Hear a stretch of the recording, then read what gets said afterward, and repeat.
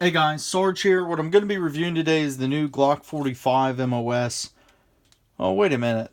This isn't a Glock 45. This is a Glock 30 chambered in 45 ACP. This is what the uneducated people call a Glock 45. That's not me. Here is the new Glock 45 MOS. Let me make some room here. Alright, guys, the new Glock 45 MOS. One of the things I'm looking forward to with testing this is the capabilities to run a red dot. And if we look here, what's the biggest difference with the MOS side and the non-MOS side?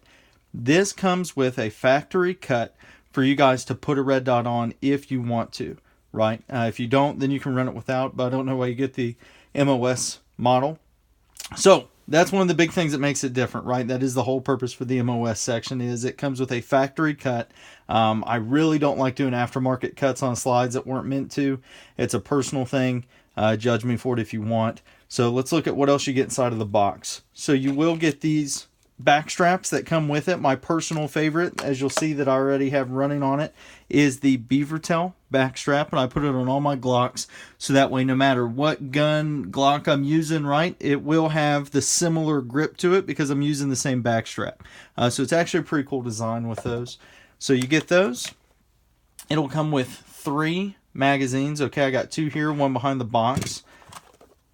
It will come with these plates. So I've seen a couple reviews where it said it did not come with these plates. That is false. These came 100% in the box. So the way this works is each plate is for a different red dot system or dot sight, right? Because they are coming out with a couple that aren't just red. So they are coming out with a different pistol dot sights for you to put on there. So once I get, like, let's say the Vortex or the Trigicon, I'll just remove the plate that comes on it. I'll put this plate on, the red dot on top or the dot sight on top, and then it's good to go. All right, guys. So that's about the only useful thing that comes in here. If you need one of these, you need to learn. If you need one of these, okay, you need to learn how to load a magazine. All right, come take a class and we'll show you how. So let's get this box out of the way here. All right, guys. So let's get to the pistol. So the Glock 45, what makes it different? What I will say that makes it different, okay, and as we can see here, I have the Streamlight Turo 1 HL. Okay, very bright. What makes this different is it has your Glock 19 slide. So for me, I carry in the appendix. This is perfect for appendix carry because it's just short enough that's not digging or anything like that. So perfect slide length for appendix carry. But it comes with 17 rounds in a magazine, flush fitting for the grip. So it comes with your Glock 17 grip size with your Glock 19 slide. That is perfect. And I've seen a lot of people say, well, that's just too big for me to carry. And I'll tell you, you really need to try it out because I thought the same thing. And that's what kind of made me a little worry about it. And I thought maybe I should just get the 19 MOS. And then I got a hold of the 19X and I saw how great of a pistol that is. And I'll tell you, this is no different. I really think that the grip length, and this goes for my body style, right? The Glock 19 MOS might work better for other people's bodies, but for my personal body style, the extra little grip length kind of hits a curvature of my body that makes it perfect for appendix carry. And there's no difference in carrying this or the 19, so why not carry something with 2 more rounds in a flush fitting magazine? That's just my kind of thought process with that. So let's look at the trigger on this real quick, because what I will say is there's a huge difference between the Gen 3, Gen 4, and Gen 5 triggers, okay? So it comes to a little bit of a wall, and you'll feel it, okay? It comes to a little bit of a wall, and just crisp break. Let's look at the reset on here. And trigger press. So, nice break, guys. It's a nice, clean trigger, no issues with that. It doesn't feel gritty or spongy or anything like that. I've heard other people talk about Glock triggers and they sound horrible. I've never had a reason to replace a trigger because I know how to shoot a gun.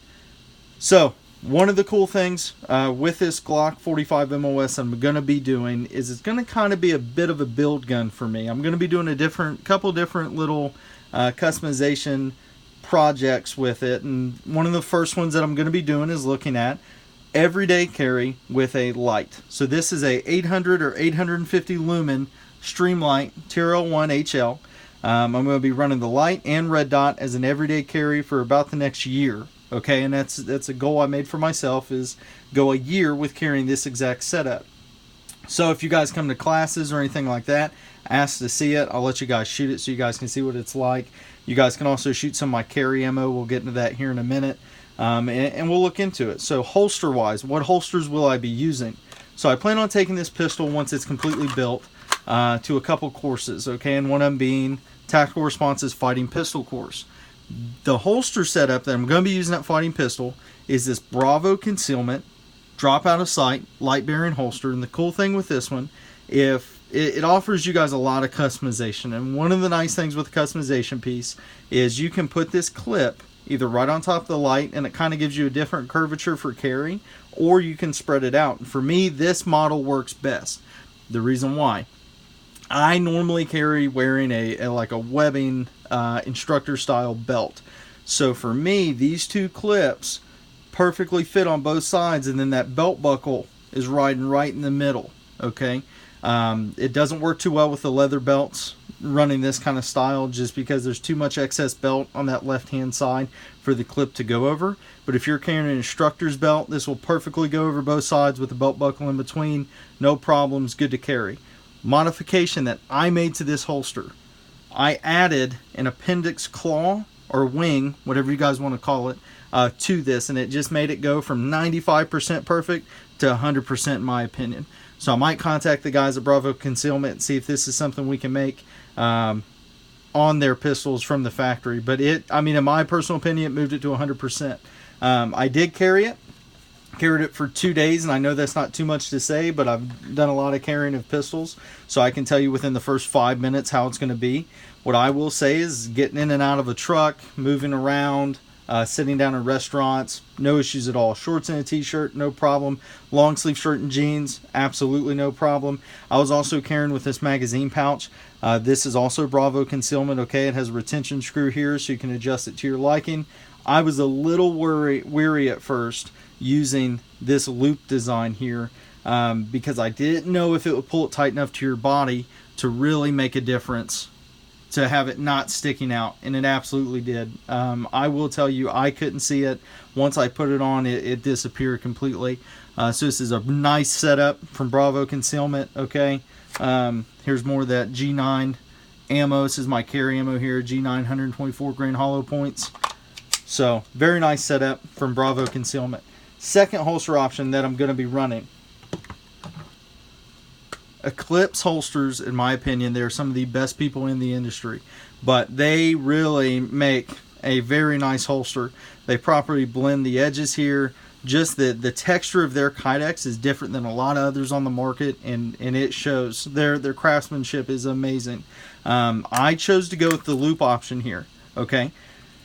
I used to only say run loops, run loops, run loops. And then I found Eclipse, and Eclipse kind of changed my mind a little bit. And then I found some of these Bravo clips. And these Bravo clips are not set up like normal, okay? So it doesn't just barely go over. It goes underneath, and we'll bring it a little closer to the camera here. It goes underneath your belt a good bit, okay? And that takes a little bit of force to open and close. So these Bravo clips almost act like it loops in a sense. So we'll definitely run it through, and we'll see if we have any issues. I've seen a lot of guys run clips, and when they do, the whole holster comes out, or their clip doesn't properly place back. It moves out of place, so then when they draw and then they go to reholster, it's kind of in an awkward position. You never have that issue with loops. They literally go right over your belt, they lock into place, and they don't come undone. Okay? So Eclipse holsters for this, I highly recommend them. They're great people. You can use code Sarge19 and it'll save you some % off there. Okay. So the Glock 45 MOS. This is going to be the new carry gun, using up at the range, taking courses with it, and we'll see what kind of round count we can get. This pistol stand here came from 2A3D. You guys can find him on Instagram. He makes a great product. This way I don't have to sit here and hold the gun, right? You guys can just see it. So let me know what kind of questions you guys have. What I will say, one thing I am 100% going to be changing, I'm going to be putting suppressor height excess big dots on the gun. So that way, obviously, if the dot sight fails, I can then switch back to my irons and I'm good to rock and roll. A couple other things I'm going to be testing. These Magpul P-Mags. So when aftermarket Glock mags came out, Everyone wants to jump to them because they're cheaper, right? Well, I don't really understand, one, why you need aftermarket Glock mags, because you can find this 17 round Gen 5 Glock 17 mag for like $23 or $24. I don't know any other competitor from the factory that makes them this cheap, and the aftermarket mags really aren't that big of a difference in price. I have seen the KCI mags. I think their name was KCI. They're made in Korea. They're garbage. I wouldn't recommend them. And then I've also seen the Pro mags. Garbage. Would not recommend them for anything. Wouldn't recommend them. They're complete garbage. But these Magpul P mags I get for about 12 or 13 bucks at my local GT distributors, and they're worth it. I mean, I really can't tell difference function wise. I have not personally shot this 17 round P mag, but I have shot the 15 rounders in my Glock 19 multiple times. So what I will say is it will definitely kind of give some of the Glock mags a run for their money, and we'll see if I have any issues with it, guys. We'll see if this 17 rounder doesn't run as reliably as the 15 does, and I'll let you guys know my plans for this gun. So I'm going to be getting the red dot hopefully within the next couple days, and once I do, I am going to be doing an installation video so you guys can kind of see what it'll look like. And I've seen a bunch of people talk about how they mounted a red dot and the screws started backing out or the red dot fell off. You guys need to look up Loctite and use it. Things are meant to be Loctited. Loctite the red dot sight to your pistol, and if it fails, that's why we get suppressor height sights, so then you can just immediately transition to your iron sights. Okay, so just look up Loctite, put Loctite on it. You won't have an issue with that. So I'll be doing an installation video so you guys can see that. You can see what all it took to actually do it, and see if it's easy or if it's not, see if it's worth the time. And then I will be going to the range this weekend, and I will be shooting this through a couple of my drills. Cool part with that, I'm going to show you guys what I do when it's time for me to test and evaluate a pistol. And when I say test and evaluate a pistol, I mean for my carry rotation. A lot of people say, well, I'm taking my pistol in range and break it in. The pistol should come out of the box reliable. If you're having reliability issues out of the box, call the manufacturer.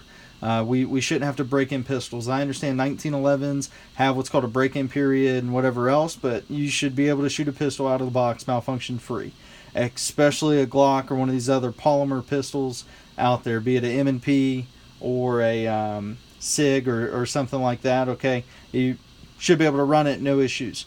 So I will show you guys what I do to break in a pistol, 1,000 rounds, run it with my hollow points, as you guys can see here, these G9 124 grain. I have ran these through every single pistol that I have never had an issue, and that's why they're my permanent carry ammo, just to keep it all the same. And we'll see. We'll see the kind of drills that I do. Maybe it'll give you guys some ideas. I don't just go out there and shoot paper and call it a day. A lot of my drills that I do involve a lot of movement, dropping the mag, dropping the gun, racking the gun off multiple things. So you guys will be able to see different aspects of that. You guys will be able to see what exactly Sarge does to evaluate the gun and to make the gun a permanent fixture in his everyday life. And we'll see if it's anything that you guys do or don't do, and maybe we could change a couple things. But what I will say, if you just buy a gun, go and shoot 10 rounds, 15, 20 rounds out the range, and you say, what's my carry gun? I don't want to get it dirty. I don't want to get it beat up. I wouldn't trust my life to that. If you look at all my guns, they're all pretty beat up. None of them are safe queens, and those, I know that I can trust them all with my life.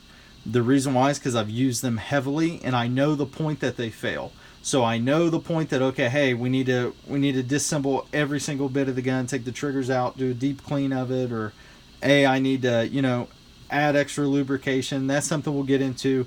A lot of you guys over lubricate your pistols quite a bit.